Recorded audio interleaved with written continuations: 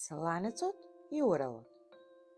Еднаш, еден селанец си одеше дома, изморен од долгиот ден на работата на нивата.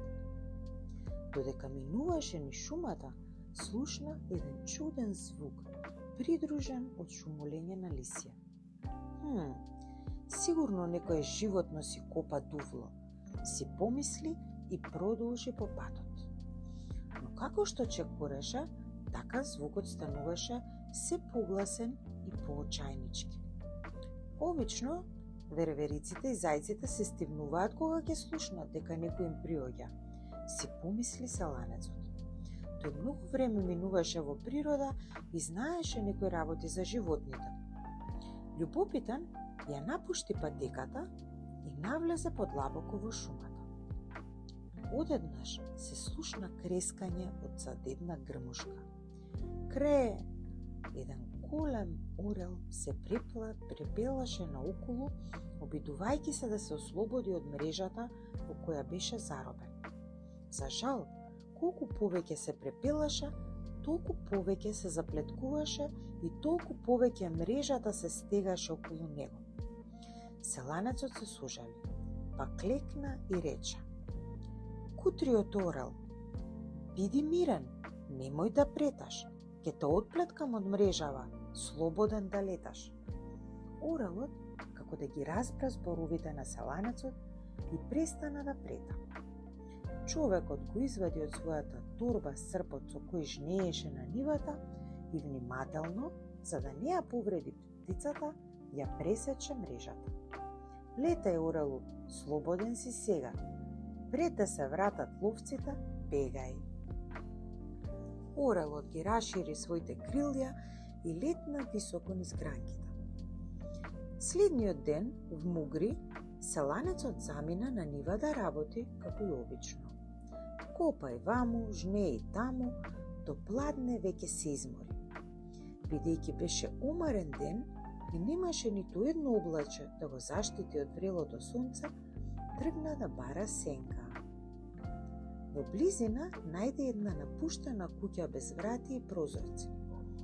Куќата немаше и покрив, но зидовите се уште стоеа, а зад нив беше пријатно и свежо.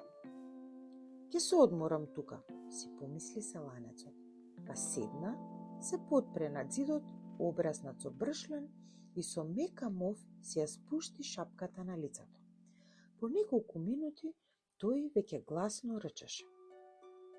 Одеднаш едно гласно крескање ја распара тишината, а некој му ја грабна шапката од главата на селанецот, при што тој се разбуди сепнувајќи се. "Еј, кој е тоа?" свика човекот, срипувајќи на ноза. Беше многу изненаден кога си ја виде шапката во канџите на еден орел кој одлетуваше. "Како само се осмелуваш, веднаш да си ми ја вратил?"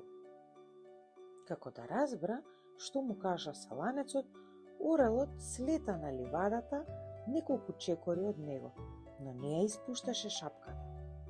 Човекот се стрча кон него и птицата веќе му беше на тофат. Но кога орелот повторно одлета и слета неколку чекори понатаму, ова се случи неколку пати. И тогаш човекот го препозна орелот кој го ослободи вчера од стапицата, па избувна гневно.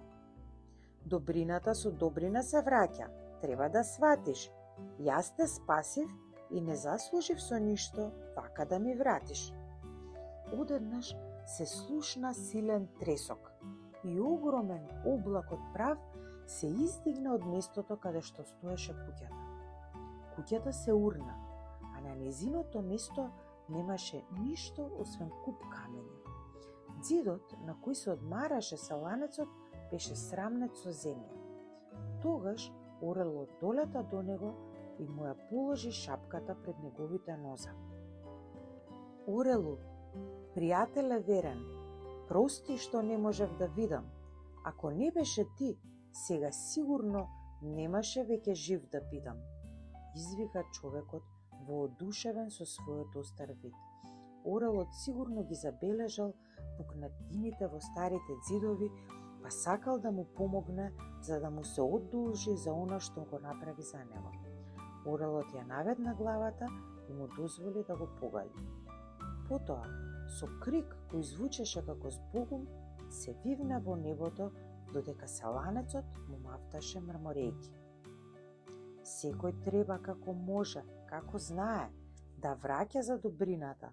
Тоа го сватив денеска. Ете, тоа е вистината.